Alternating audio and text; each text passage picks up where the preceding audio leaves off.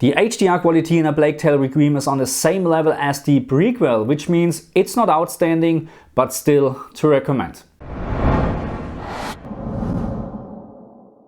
I have tested this game on the Xbox Series X and Windows 11. Unfortunately, I do not have the PlayStation 5 version, but in terms of HDR, there shouldn't be a difference between Xbox Series X and PlayStation 5. On the Xbox Series X and Windows 11, this game supports the HDR system level calibration, and yeah, unfortunately, I can't verify this for the PlayStation 5 version, but I'm very sure it is exactly the same. Put in the comment section if I'm wrong. I made some videos about how to set up those menus, so make sure you check this out to get the best experience out of HDR. And now we have a problem, because I do not own Windows 10 anymore, or let's say like this, it's not installed on any PC anymore. I can't verify the settings. I mean, this HDR calibration app is just available on Windows 11, so forget about this. We're really just talking about the in-game HDR slider in this game. And yes, we have an in-game HDR slider, and I will talk about this in a moment. But again, I can't verify the settings for Windows 10. All what I can do is to give you a couple of tips how to set it up more or less in the correct way. Okay, so let's talk about the game, let's talk about HDR, and please keep in mind, my camera is not capable of recording or capturing all the fine details in HDR. The dynamic range from the camera is just not good enough to capture all the fine dark areas or details, and also not capable of capturing all the specular highlights. So keep this in mind. But anyway, HDR in this game, it is not outstanding, but to recommend over SDR any time. I like the brightness here. This is right now HGIG on my LG G2, so it is bright enough to play, actually, in my opinion, with my recommended settings. And by the way, there is not much to recommend. So this is the very beginning from the game, so I don't want to spoil it too much, because it is of course quite interesting what is happening in the game. So that's why I'm just running around here in this area, and maybe I'm showing you something else in terms of HDR a little bit later. But yeah, again, HDR is on the same level, in my opinion, as the prequel, which was not too bad, but still, of course, we have seen other games like Horizon Forbidden West where we have much better HDR effects. But of course, that doesn't mean that HDR can't be very nice in this game, especially when you have scenes like this here. And I'm really not trying to spoil it too much. This is the last scene what I'm going to show you from the game, but this is a very nice example how great HDR can look in a game. But again, I'm missing some details, especially when you look at very fine specular highlights. Then you can see there is a quality difference between games like Horizon Forbidden West and this, but again, you have to look very, very closely. Overall, HDR is to recommend over SDR in this game because of the specular highlights, brightness. HGIG is doing a great job in my opinion, but as always, if you like to have it a little bit brighter, dynamic tone mapping on is your friend. But we will talk about this a little bit later. Also, I will show you Dolby Vision, but don't expect too much. In terms of Dolby Vision, this game does not support Dolby Vision at all. It just used the HDR10 metadata. But again, we talk about this a little bit later. Because what I like to do now is talking about the HDR menu. And right now, this is the Xbox Series X version. There is, by the way, no toggle for our performance mode at this stage. Anyway, HDR calibration screen, this is what you get. But I told you already, on the Xbox Series X and Windows 11, the HDR system level calibration is working as it should be. So you shouldn't change this slider too much. All what is happening actually, if you increase this slider too much, you will blow out or clip very fine, bright or specular highlights. If you decrease this too much, at some point you will lose maximum peak brightness. So be very careful. If you change this setting, I would recommend to actually just change it to maximum -2 and to maximum +1 on Windows 11, PlayStation 5 and Xbox Series X. But of course, we still have Windows 10 PCs, and unfortunately we don't have the HDR calibration app as on Windows 11, which makes it a little bit harder. And right now on the LG G2, what you can see here is I can actually see that right now it appears to me it's clipping with the standard factory setting. So that means I would actually need to decrease this a little bit.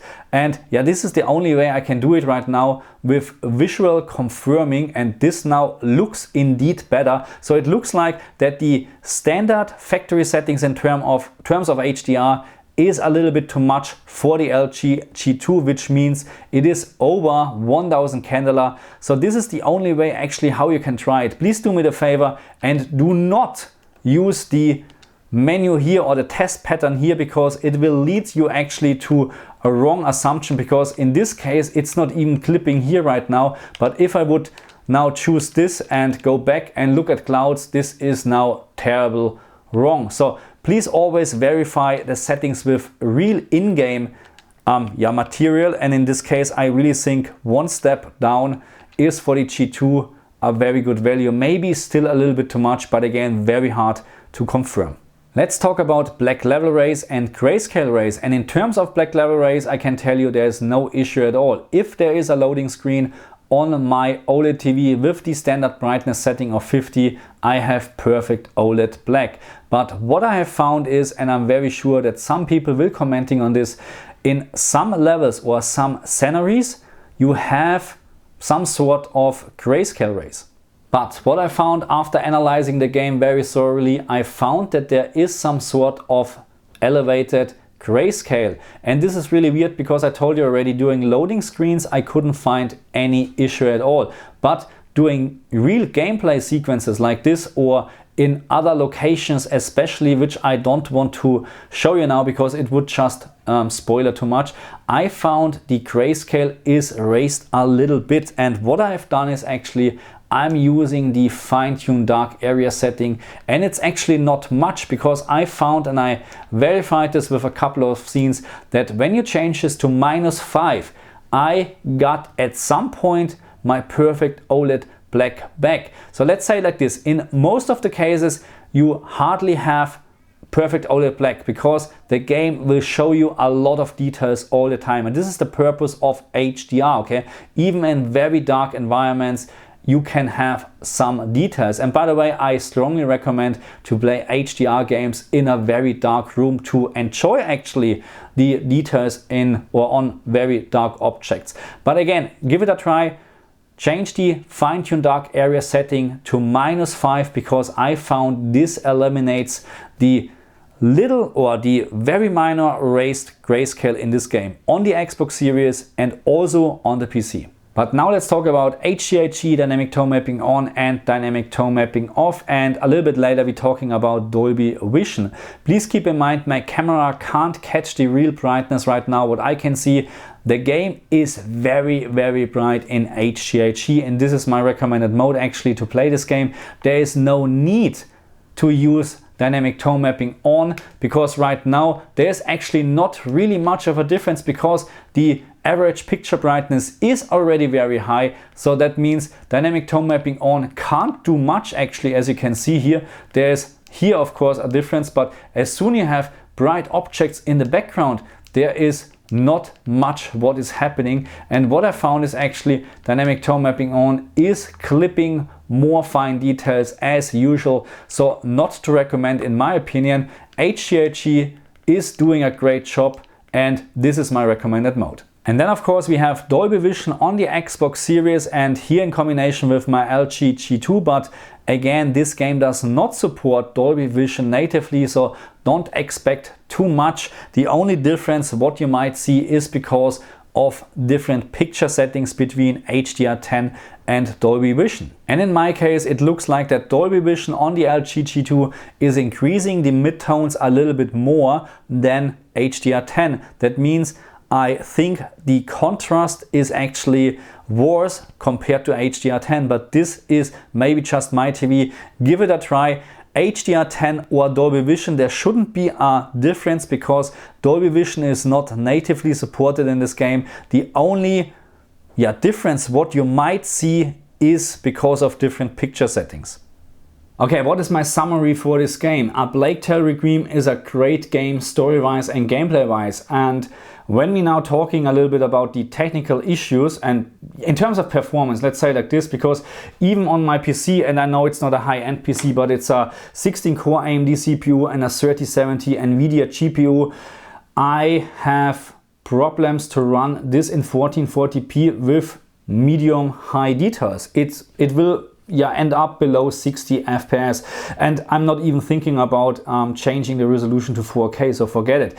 On the Xbox Series X it runs in 40 FPS plus, a little bit higher than 40 FPS if you enable VRR on compatible screens, because this is very important. If you just have a 60 Hz screen, you end up with 30 FPS on the consoles, which is in my opinion a no-go to play a game. To be very honest, not a game like this where you move around a lot. I'm getting actually really headache from this chuttering and stuttering, but that's me. I know some people can enjoy it. It's not for me. Anyway, I like the game. I like HDR in this game. It's not outstanding. It's bit above average, I would say, but we have seen better HDR games like Cyberpunk or Horizon Forbidden West, but it is still to recommend over SDR. Thank you very much for watching me. I see you guys next time. Bye.